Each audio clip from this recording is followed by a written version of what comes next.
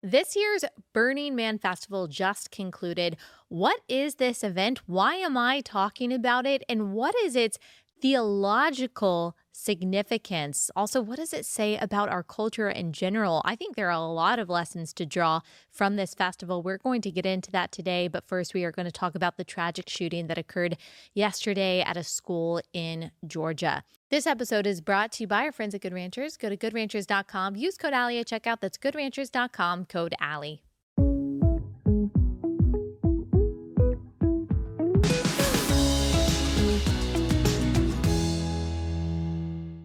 Hey guys, welcome to Relatable. Happy Thursday. Hope everyone is having a wonderful week so far.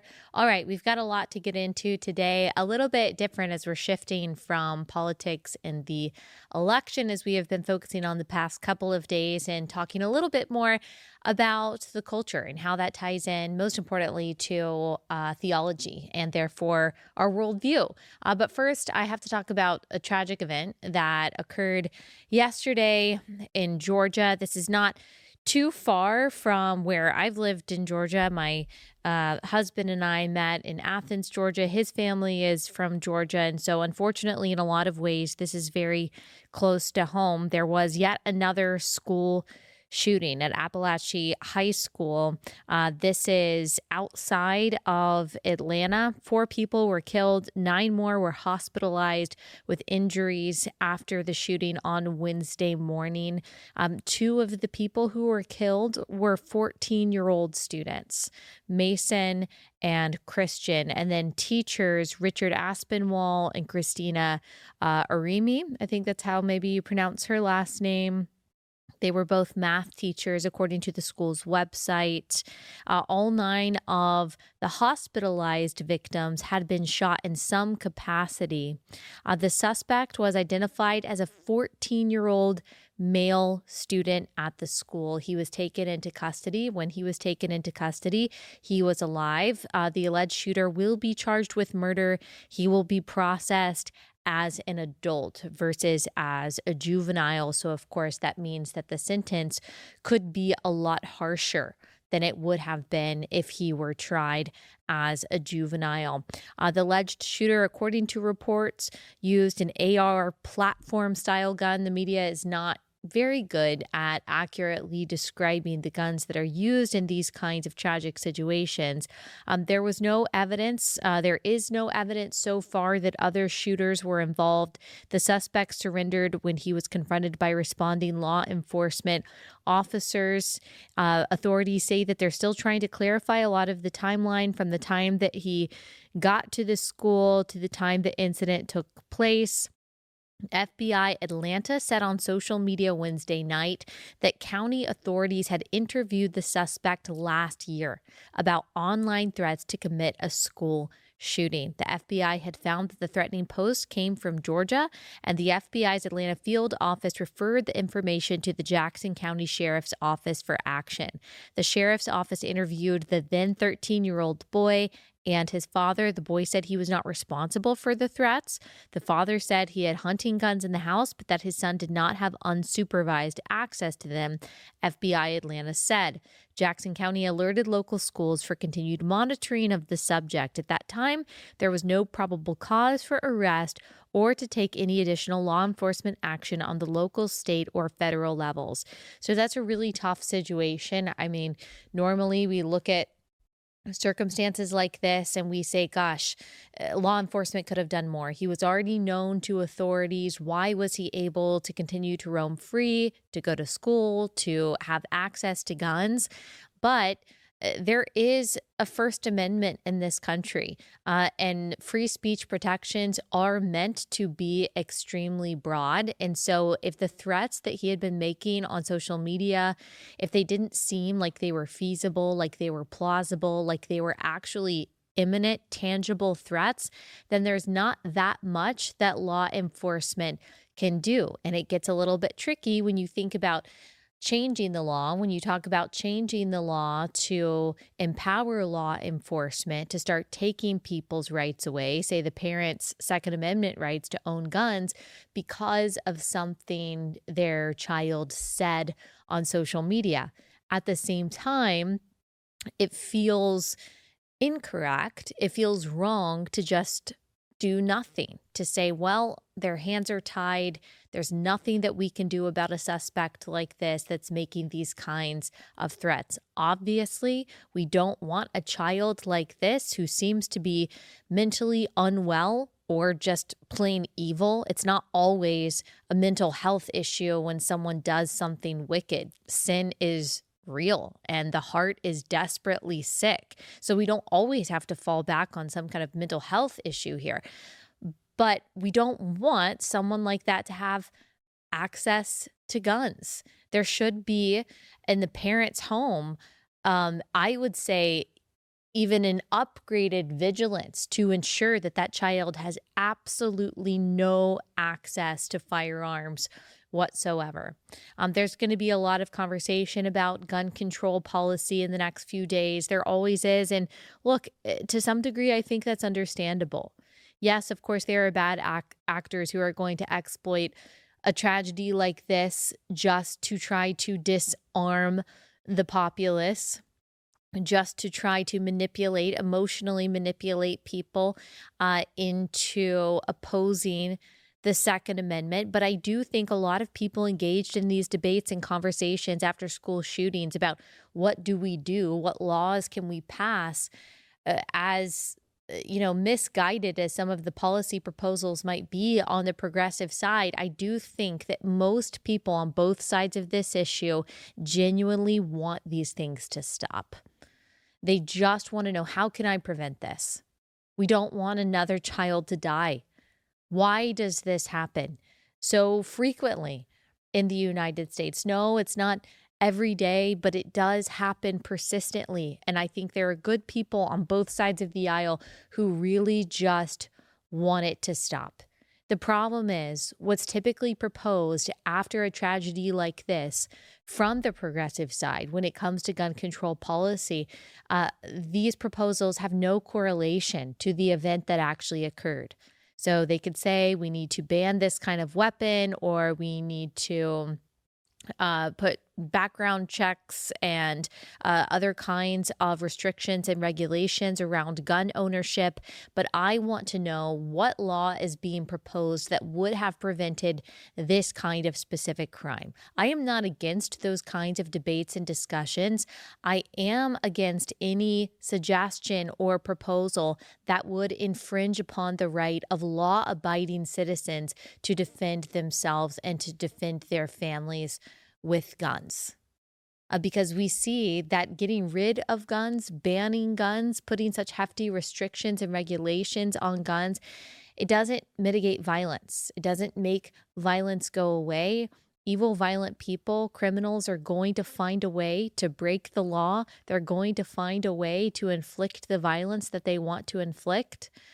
Now, you could say, well, we shouldn't allow them to inflict violence with something that can cause so much mass harm like an AR-15. But look, the AR-15 is the most popular rifle in America. There are hundreds of thousands of them, and they're not going away. There are millions of law-abiding citizens that own an AR-15, at least hundreds of thousands of them, and you're not going to confiscate them. So let's not only talk about policy proposals that are actually correlated to what happened, but let's talk about realistic policy proposals here.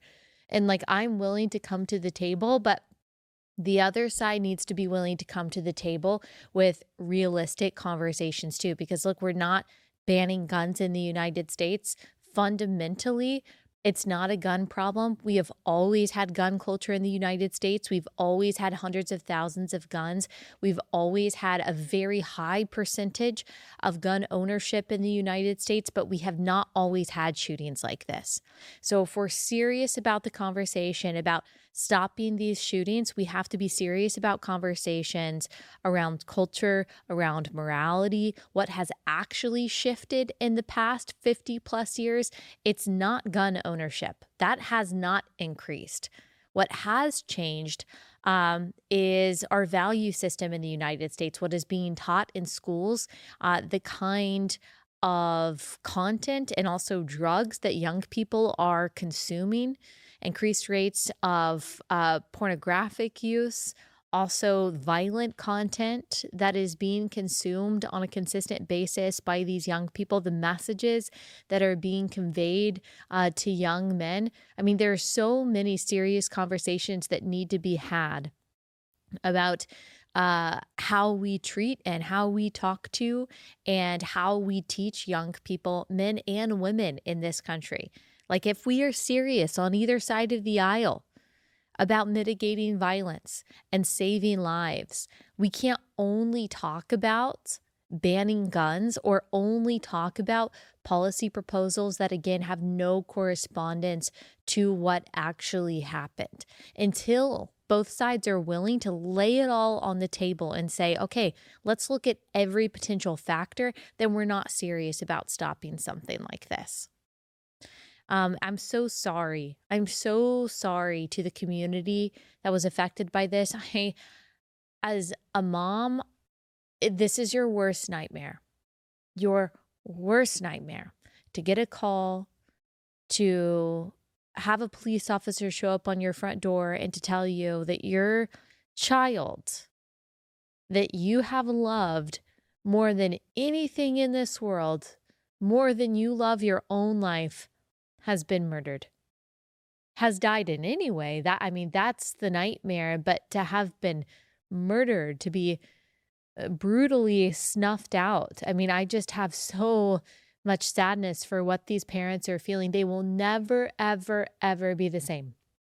Never for the rest of their lives. And only Jesus can bring any kind of healing, any kind of wholeness. And I just pray that he would be near to these families. I pray that he would be near to this community, that he would do what only he can do, that he would make beauty out of ashes, that he would bring redemption somehow, that somehow he would be glorified through all of this, that hearts would be drawn to him. Obviously, that is not my or anyone's preferred way of God showing up and glorifying himself. I mean, it's tragedy. It's part of living in this awful, I shouldn't say awful world, but awfully broken world, maybe I should say, is that there is death and there is injustice and there is evil. And when we start to question, why does God let something like this happen? Why let children die?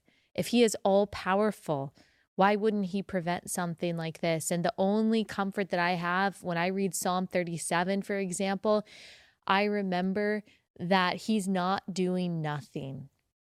He is not uncaring. He doesn't not see. He doesn't not know what's going on. But as we always say, his eternal plan of redemption is going off without a hitch, which means right now his anger, his wrath is kindling, and one day it will be poured out on all evil, and he will avenge his people. And he will do away with all wickedness, with all sin, and Satan will be bound and destroyed forever. And we will one day live in perfect peace and justice. That justice, that goodness, that wholeness that you find your heart longing for, that nagging suspicion that things aren't supposed to be this way. Children aren't supposed to die. Children aren't supposed to murder. That is eternity that is written on your heart. That is the image of God speaking inside of you, confirming what is true, that it's not supposed to be this way. And one day it won't be. One day it won't be. Jesus is coming back and he will make all things right and new. And so let us, if nothing else, a circumstance like this just renew our longing for heaven while not forgetting our responsibility here on earth to our community members and the neighbors by which God has providentially placed us. So pray for this community. Have serious conversations with your children. Have serious conversations with the parent of the kid in your community that you can tell is isolated, that you can tell has been rejected, that you can tell has been excluded, that you can tell is a loner And now sometimes they've got a parental familial situation that's really tough. And so it's like impenetrable and you feel like you can't help.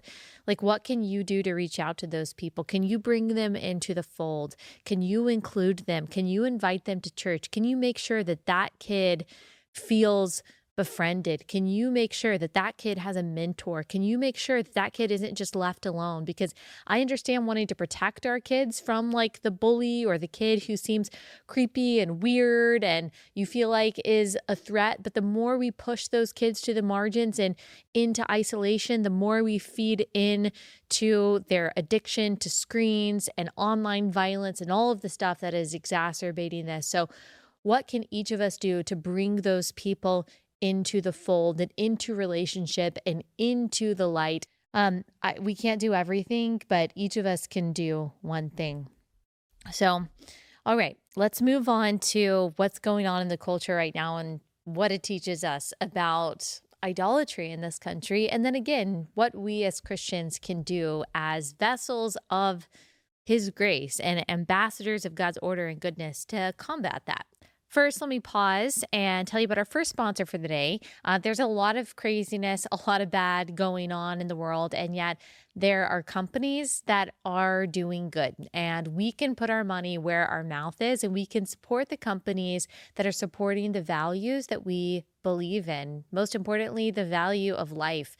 Every Life is the only pro-life diaper company, which is kind of amazing to say. You would think that all diaper companies would be pro-life. Unfortunately, a lot of the big names in the diaper world actually donate a portion of their sales to Democrat politicians who are openly pro-abortion. If you don't want to support those politicians with your dollars, if you want to make sure that you are supporting a company that supports all of its pregnant employees, employees that are adopting, that sends resources to pregnant moms in need, then get your diapers from Every Life. They're the diapers that we use in our home. They're really high quality ingredients. You don't have to worry about leaks or anything like that. Best of all, you know that you're aligning with a company that shares the principle that all life is valuable no matter how small. Go to everylife.com. You can use code Allie10 for 10% off your order. Go ahead and subscribe. You'll save even more money that way. Go to everylife.com, code Allie10.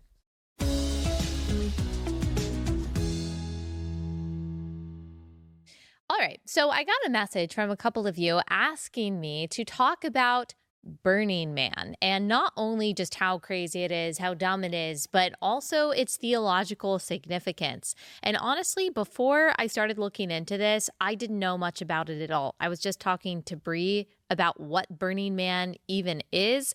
I thought previously that it was a music festival. I thought it was like Lollapalooza or something like that, which ends up turning into like a drug orgy fest, so I've heard, but it's not. It is just a festival that happens the week before Labor Day. It's about 120 miles east of Reno, Nevada, and people just go and they do stuff. They drink, they do drugs, they probably listen to music. Apparently they can like take dance classes, but there's a bunch of orgies. There's a bunch of just sick ritualistic pagan themed things that go on. And people, I presume, Bree, pay a lot of money to go do this, to go out in the desert and to look up at this like burning effigy and to basically dance like tribal pagans of yore. Yeah. Yeah, they do. Though I mean, one of the concepts of it that it's built upon is like against consumerism. But tickets for this are like I think at the lowest end like $250 and they can go up to like $2,000 and it's a ticket just to like be there. Do you know what the different levels of tickets give you access to? I think it's different like camping areas. Oh, Like how close you are to maybe the Burning Man. I so have to kind of confirm like that. Woodstock without any of the music, Yeah. just a focus on the carnal. Yes, yeah. And the whole concept is like self-sufficiency. They don't use money. It's all about like if you need something, someone has to give it to you. And that's just how they operate and you have to bring all your own stuff. Like a huge commune. Yeah. Oh my If that's gosh. the I bet it concept. smells awful. It probably smells so bad, so dusty. So gross. Is there Mm-mm. even an option for bathing?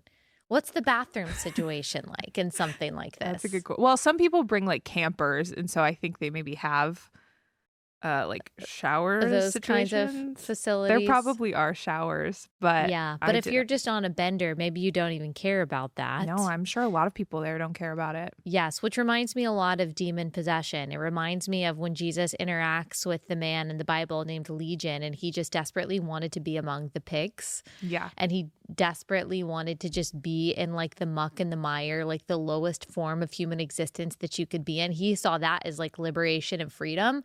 That's what this reminds me of. To want to be in like the dust and the dirt Yeah. among the unbathed, unwashed masses is almost a form of demonic oppression. It honestly does sound like hell to me. No, awful. Yes. I was saying the dust alone is, like, enough for me to be out, The not dust alone. interested. Have these people not heard about the Dust Bowl of the 1930s? That was a bad time. And actually, before you get into it, I don't know if you remember this, but last year it rained on this, like, reservation where in the desert where they do this, and a bunch of people got stuck there, and it was like I think someone died. It was like a whole ordeal. No one could leave because the mud was so thick that they couldn't drive out. So all those people got stuck there, which sounds Literal even worse. hell. Yeah. Hell.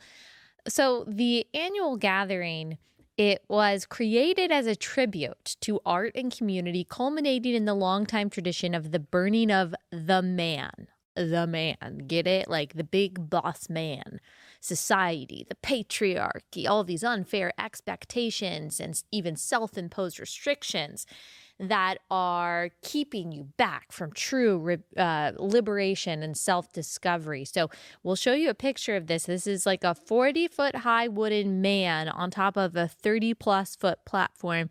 The symbol's meaning is said to be as varied as the attendees themselves. And so obviously, like, that is just like a drawing of it. But we do actually have like what the fire really looks like at the festival, which again, that just looks satanic. Even if that's all it was, that alone looks demonic, satanic.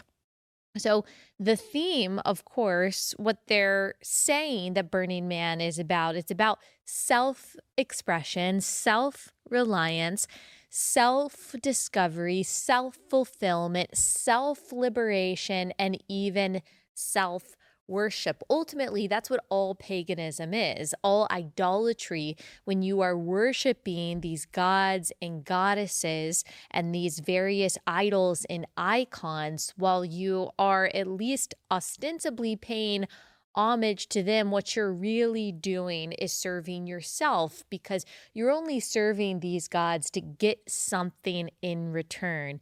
You are serving a God that is promising you love, that is promising you passion, that is promising you success.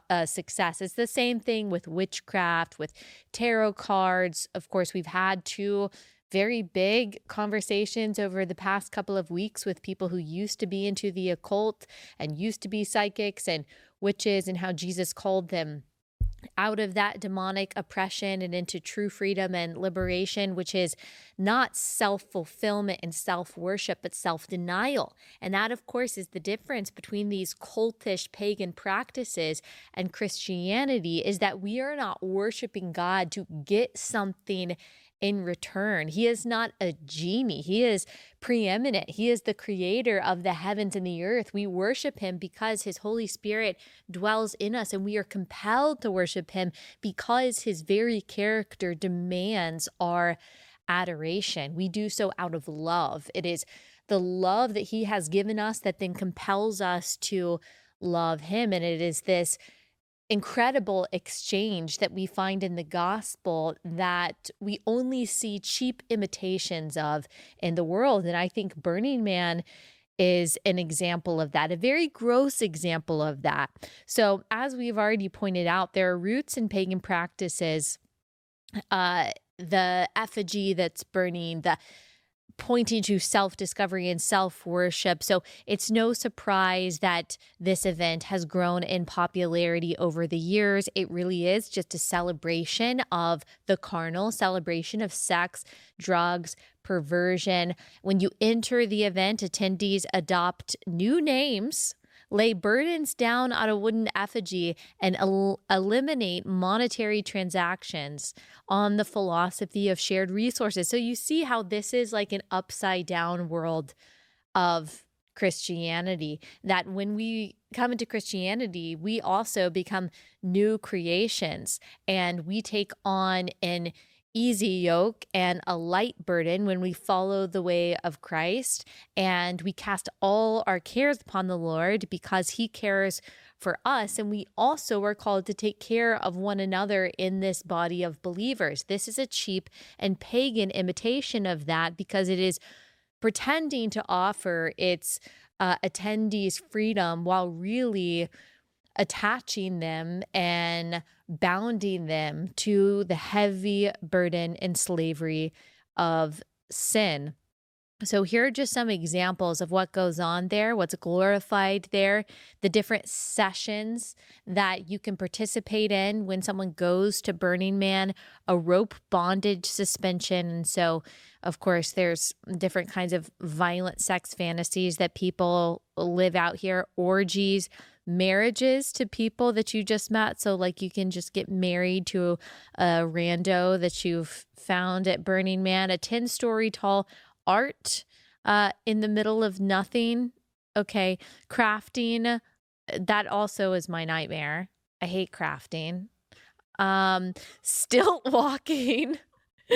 There are also babies there. There are children there, which is very disturbing to me. I think all of those babies need to be rescued. There's branding, so you can get branded, like a cow. See, oh my gosh, there's a picture right there, and they look happy about this. Again, I just find something so very obviously imitative of Christianity. Like these people so badly want to be a part of something bigger than themselves. They want to be marked for something more. They want something indelible on them and even in their hearts and souls, and they're looking for something, looking for all of that in the wrong place, of course, which is exactly what Satan does. Does this not go back to the garden? How did Satan tempt Eve? Oh, God didn't really say, or did he really say? He used a bit of truth to tempt them. And then it was with power. It was with the temptation to be your own God that Satan got Eve and Adam to eat of the forbidden fruit. You will be like God. You will know the difference between good and evil. Of course, presented this as this wonderful, powerful thing, and God is this jealous magistrate who just didn't want them to have fun. That's exactly what's going on here. That's exactly how people are being tempted here. I had this conversation with the first time I went fly fishing a few weeks ago with my husband. We had this guide and he was great. He was a young guy and he had so many conversations about theology. I can't pat ourselves on the back at all about, sharing the gospel, because this guy really set it up for us. He literally just asked us about faith and about Christianity and about church and all of that. So it would have been really bad if we hadn't shared the gospel with him, because he really teed it up for us. But one thing that I said that seemed to really resonate with him, which is interesting for someone who's not a believer, when we talked about sin, I said, sin really messes things up. Sin makes things really difficult and complicated. And he just said, man, that is the truth. So it's interesting how unbelievers realize that disorder breeds disorder and that sin still leads to heartbreak. And yet all of us, Christian or not, are still tempted to take the easy way out and to try to ease our discomfort and inconvenience with things that feel good in the moment, but we understand are ultimately bad for us and the people around us. And this is about 70,000 people that are doing that very same thing. And of course, celebrating it. This year, it was August 25th through September 2nd. And so those people are now, I guess, back at their jobs, living their life. And I wonder if they've seen that the high that they felt there in their just adulation of self has already worn off and they're back with all the same problems and the same burdens that they had previously. So we'll get into more of these parallels and even more of the history of Burning Man because I think that's really interesting in just a second. Let me pause and tell you about how you can actually renew your mind with truth and not this smut that unfortunately people are imbibing at a place like Burning Man. And that is through taking a free online course at Hillsdale College. So, Hillsdale College is an amazing university. It's founded on the Christian values that you and I believe in. And they're doing this amazing thing right now where they are offering more than 40 free online courses in the most important and enduring subjects. The one that I love, super excited about, is a course about the works of C.S. Lewis, the stories in the book of Genesis. You could also take a class on that. You could also take a class on the meaning of the Constitution or the rise and fall of the Roman Republic. All of these things are very pertinent to what's going on today, and so much incredible knowledge and information that you are getting absolutely for free through Hillsdale. All you have to do is go to hillsdale.edu/relatable to enroll. There's no cost. It's easy to get started. That's hillsdale.edu/relatable to register. hillsdale.edu/relatable.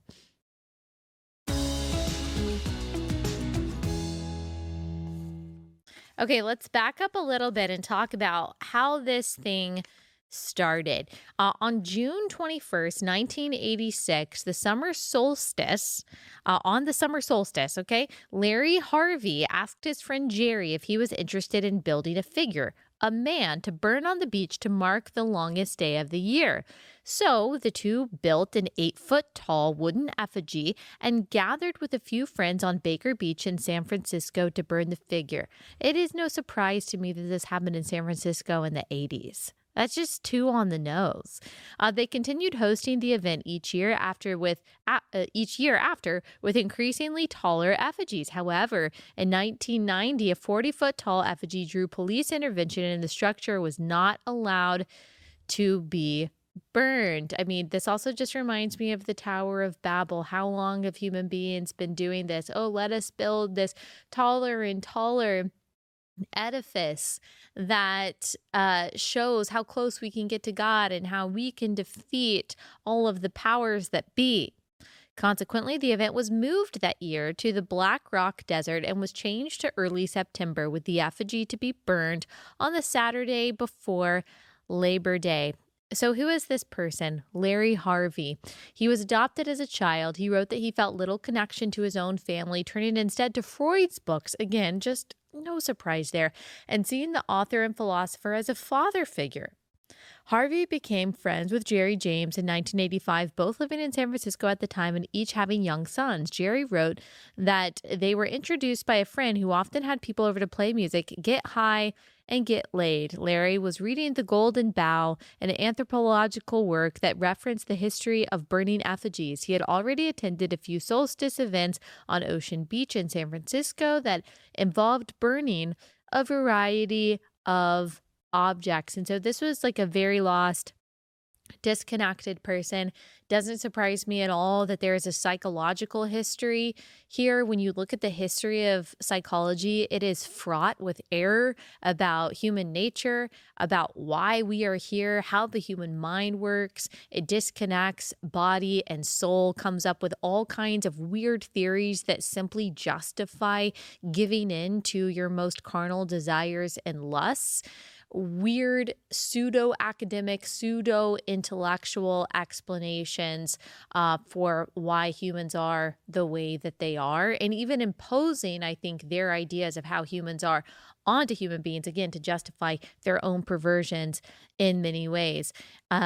Psychology really, as an industry, certainly, but even as a practice, I would say is inherently broken because of its misunderstanding of human beings and its denial that we are made in the image of God and have eternal souls. There's no way that you can understand the psyche, understand the mind without understanding the soul.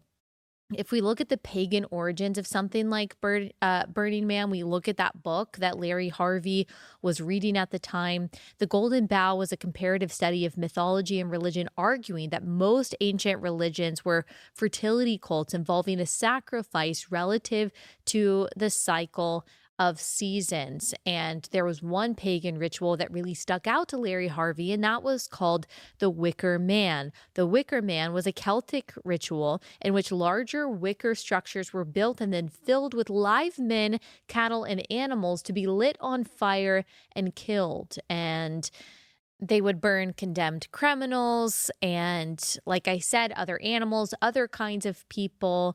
The more victims they had burning in these wicker men, the greater was believed to be the fertility of the land.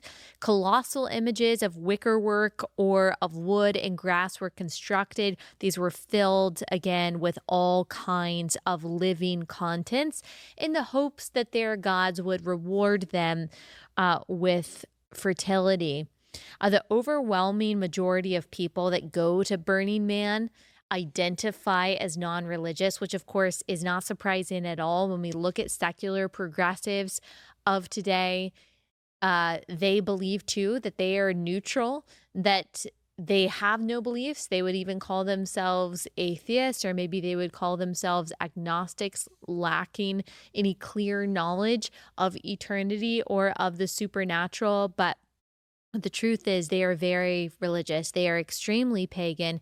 Believing in the God of self is, of course, a religion and has its own dogma.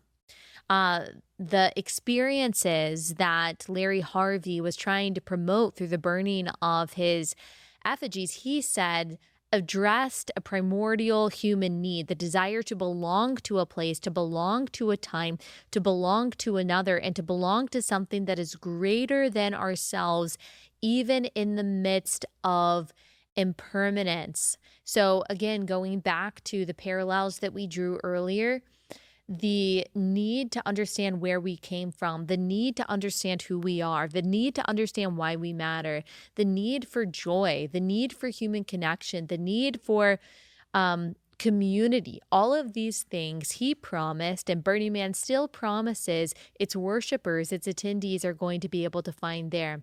They say that these are the 10 principles of Burning Man: radical inclusion, gifting, a decommodification, so giving each other what you need, radical self-reliance. And so isn't that interesting and contradictory there, that on the one hand, you have to rely on other people and their generosity to survive, to get anything that you need, and yet you are called to radical self-reliance. There's always going to be those kinds of inconsistencies within paganism. Radical self expression. It's supposed to arise from the unique gifts of the individual, which of course it typically just means weird sex stuff. A communal effort. Our community values create cooperation and collaboration, but again, you're supposed to be radically self-reliant. Civic responsibility. We value civil society. Do you though? Do you though? I'm not sure about that. Leaving no trace. Our community respects the environment. We are committed to leaving no physical trace of our activities wherever we gather. I highly doubt that you are successful in that endeavor. Despite the event's emphasis on environmental sustainability, the sheer number of participants, over 70,000, generates, of course, massive amounts of waste, including trash pollution, damage to the desert ecosystem. The temporary infrastructure and activities can leave lasting marks on the environment. Again, if you worship yourself, by the way, like if you worship yourself, you can't act like you are caring about the people around you or caring about the environment around you. Again, a part of paganism, a part of Gnosticism, where you are worshiping the created rather than the creator in order to gain self-fulfillment. And it just ends up being a cycle of selfishness and harm. Participation is another value, and immediacy is another value, which is interesting. Immediate experiences, in many ways, the most important touchstone of value in our culture. We overcome barriers that stand between us and a recognition of our sinner selves. Isn't that interesting? Sinner selves, the reality of those around us, participation in society, in contact with the natural world, exceeding human powers. There, That doesn't make any sense. That doesn't make sense. That's literally just nonsense. They also talk about a temple that was designed and created. Part of the beauty of the temple is that it is a sanctuary for all. There is only one official ritual in the temple, and that is to burn it. On Sunday night of the event, with thousands of participants as witnesses, the temple is burned in silence. And there's also a self service cult. He said, so when they say we're a cult, we reply that it's a self service cult. You wash your own brain. Of course, these participants believe that what they're doing is new, what they're doing is innovative in some way, that it's fresh, and it's not. It goes all the way back to the beginning of time and, of course, the Garden of Eden. There are also, as I said, kids at Burning Man. Even though there are people naked, here are some stories, like some descriptions of this, of what it's like to have kids there. When they first went, someone is talking about bringing their kids. We told them they might see naked people, but that it really wouldn't be much different than people they saw in the locker rooms and the gym. Kids are very adaptable. They don't have expectations. So what is shocking to you or me, they just take it in stride. That is just so not true. That is because a kid might be so shocked by what they see, so disturbed by what they see, and yet their young, innocent minds do not have the words to verbalize that this is shocking, disturbing, and troubling to them. Like, they could internalize this for years and years to come and never really be able to pinpoint why they themselves were so sexually confused. This is like when you read in of Solomon, do not awaken love before it so desires. I think this is part of what that is talking about, robbing the innocence of kids by introducing them to sexual perversion, introducing them to any form of sexuality too early. I truly believe that the earlier you introduce a child inappropriately to sexuality, so the earlier they see pornography or the earlier they see some kind of disturbing image or hear about some disturbing, perverse, unnatural concept, the more likely they are to be sexually confused themselves when they get into adolescence. And also, I think the more vulnerable they are to being sexual prey, because you've introduced this to them at such an early age, they don't even know how to distinguish what's right, what's wrong, what's good, what's bad. And so, I mean, this is a form of child abuse. You're forcing your children, they don't have a way to consent. You're forcing your children to behold sexuality. Is the same thing when these parents take their kids to pride parades, when these parents introduce their kids to gender changing and all kinds of sexual perversion, thinking that they're celebrating tolerance and inclusion, when in reality, they are harming their children. I mean, this is a form of child abuse. These parents should be held accountable for something like this. Really sad, and just goes to show again that this is no different than the ancient pagan times when children were sacrificed to the rich and the powerful to be sexual objects, to become prostitutes, to even just be killed and to be let out and abandoned because they were seen as weak or as not useful. Paganism is as paganism does. And it has been the same since the beginning. And what interrupted ancient pagan Greece and Rome? Of course, it was Christianity that turned all of the nasty pagan culture on its head. And instead of pushing children into objectification and abuse, saw children as valuable because we worship a Jesus who said, let the little children come to me and do not hinder them, for to such belongs the kingdom of heaven. That was radical and revolutionizing for the culture at the time. Okay, a few more things on this, but let me pause and tell you about our next sponsor. That's America's Christian Credit Union, another way to work with a company that shares our values. We've heard some very scary stories of debanking where people with conservative values have had to cut ties or have had their bank cut ties with them because of what they believe. You don't want to have to worry about that. So work with America's Christian Credit Union. They have been working with Christians for over 65 years. They have over 5,000 shared branches and 30,000 ATMs nationwide, so access won't be a problem. Right now, my listeners get an additional $100 bonus with a promo code Allie at checkout. Just go to americaschristiancu.com/Allie for complete program details. Terms and restrictions may apply. Visit America's americaschristiancu.com/Allie. America's Christian Credit Union is federally insured by the NCUA.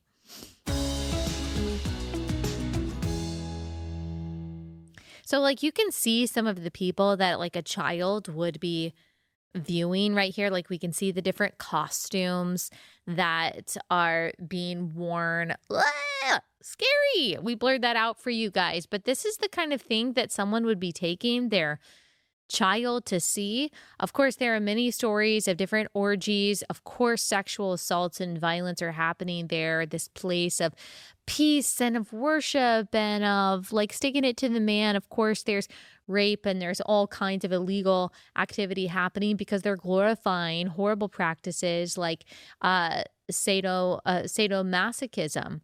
Good is being called evil and evil is being called good. And really, I just see this as like an extreme example of everything that's going on in the culture at large.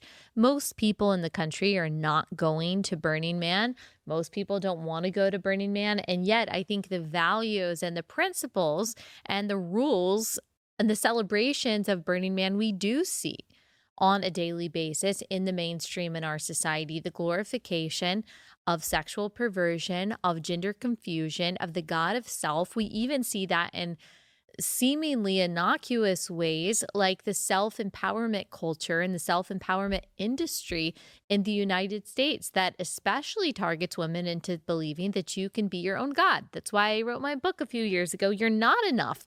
And that's okay because we are not supposed to be sufficient. We actually make terrible gods. We lack the wisdom and the mercy and the discernment and the compassion and the goodness and love to be self-rulers. We think it feels good. We think it's liberating, but really it burdens us beyond what we can bear. The burden of the God of self is heavy and its yoke is very difficult, which is why it's really good news that we're not enough, that we're not our own gods, because we worship a God who not only is loving, but is love and has given us a very light burden to bear. It reminds me of Romans 1. So Romans was written thousands of years ago. That means that what I'm about to read was characteristic of the times then, just as it is characteristic of the times now. And there's actually like a comfort in that.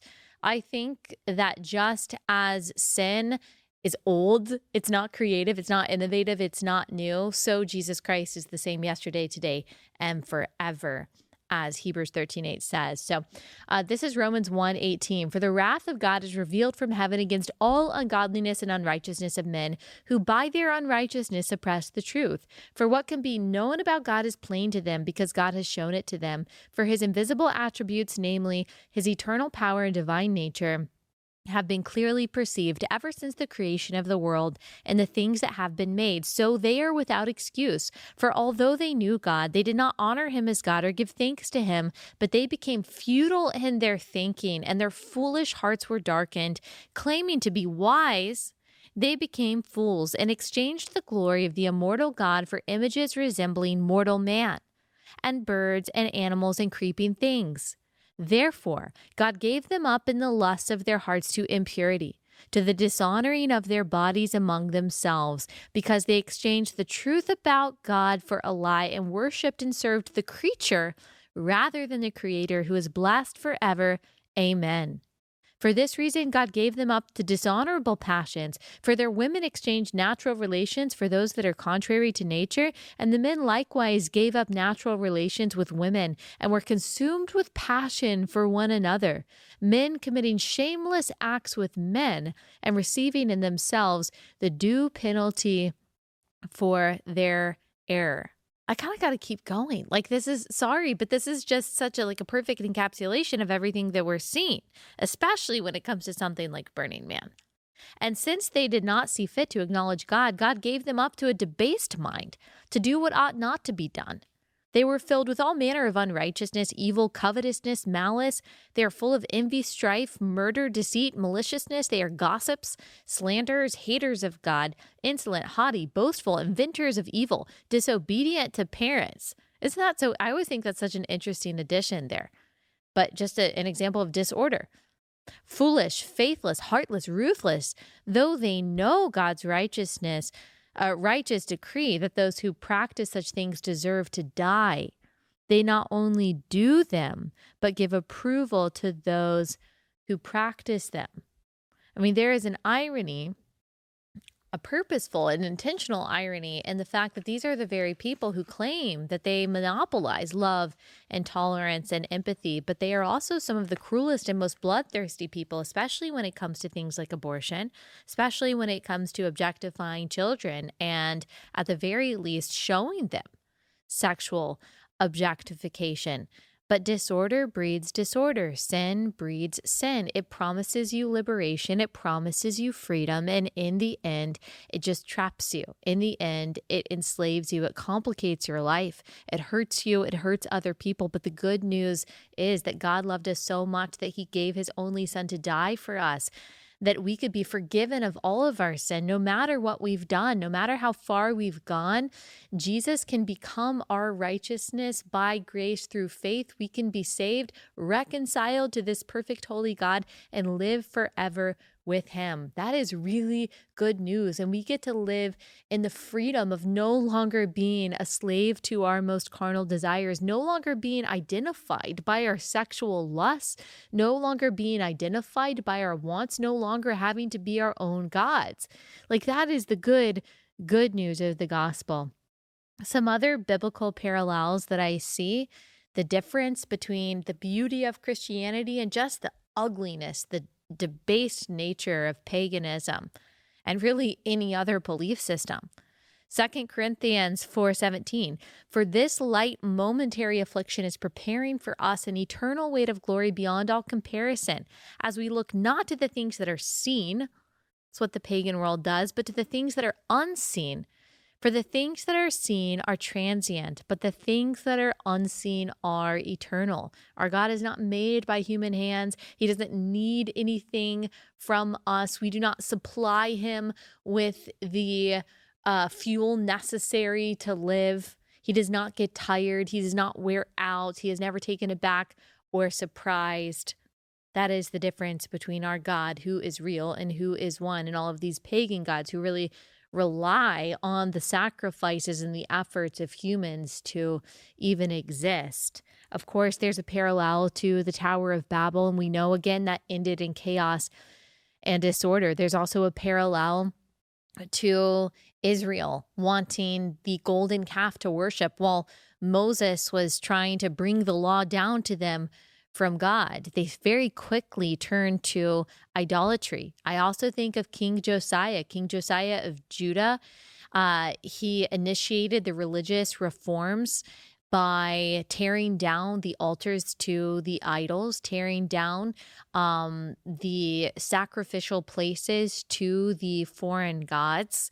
And he saw the danger of trying to divide our worship between the world, between paganism, and between the only God who really demands our worship. There's a parallel to Moloch. He was the god of the Ammonite people, and God commanded his people not to give any of their children to Molech or Moloch, because that would profane the name of God. Apparently, there were people who were sacrificing their children to this burning God. And of course, like I said, if we look at the New Testament, the ancient pagan world of Greece and Rome, Christianity and its gospel completely upended that, completely revolutionized it by saying, no, no, no, your value is not determined by your physical strength, as the Romans said, or your mental strength, as the Greeks said, but because you are made in God's image, you are equally dead apart from Christ in your sin. You can be made alive in Christ by grace through faith. And as Christians, there is no longer any Jew, nor Greek, nor slave, nor free, nor male, nor female. We are all one in Jesus Christ. This was a revolutionary, radical message of innate equality. That is how beautiful Christianity is, that it would have set up a mighty church in the place of Ephesus, which was an epicenter for not only commerce, but also the worship of pagan gods. Christianity has always interrupted and upended pagan practices, from child sacrifice to sexual perversion, and we are still called to do so today. So when we are engaging with the culture, when we're talking about politics, when we are standing up against the depravity that we see every day, we are not being so-called Christian nationalists or Christo-fascists or all of these scary words that Christians try to place on us. We are simply taking the baton that has been passed to us by Christians who have lived for the past 2,000 years to stand against the culture of death and decay and demonic possession.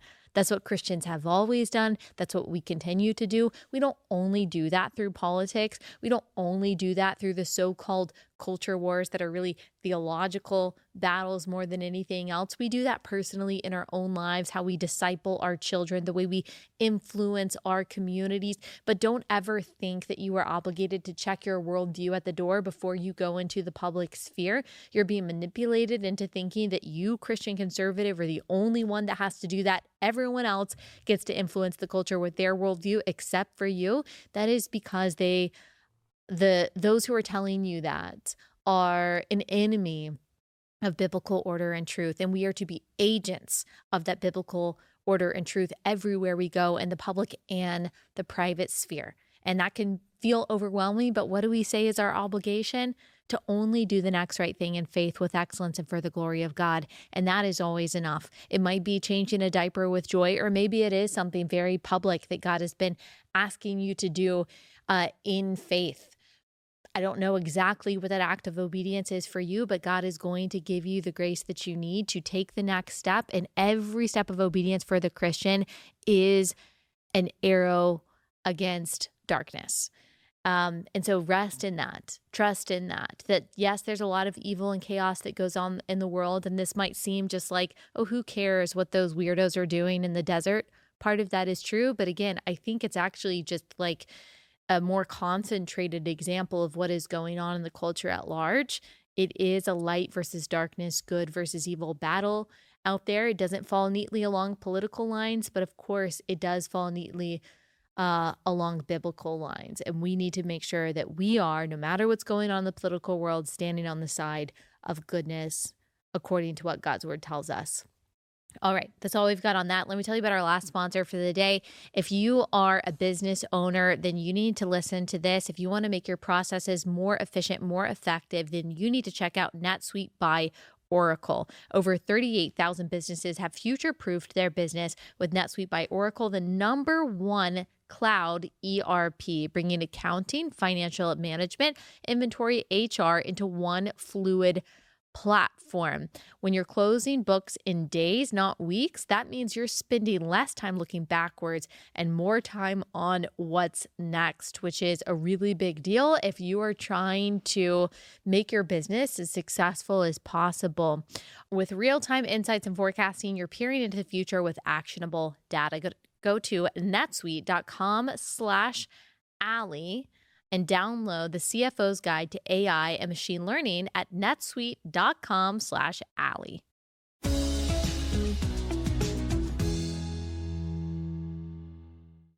All right, y'all. On Monday, we've got Matt Walsh of the Daily Wire. He is here to talk about his new documentary, Am I Racist? Guys, if you have not seen this, it is hilarious. I was cracking up. Matt Walsh always makes me laugh. And our conversation on Monday is going to be really fun and funny because it's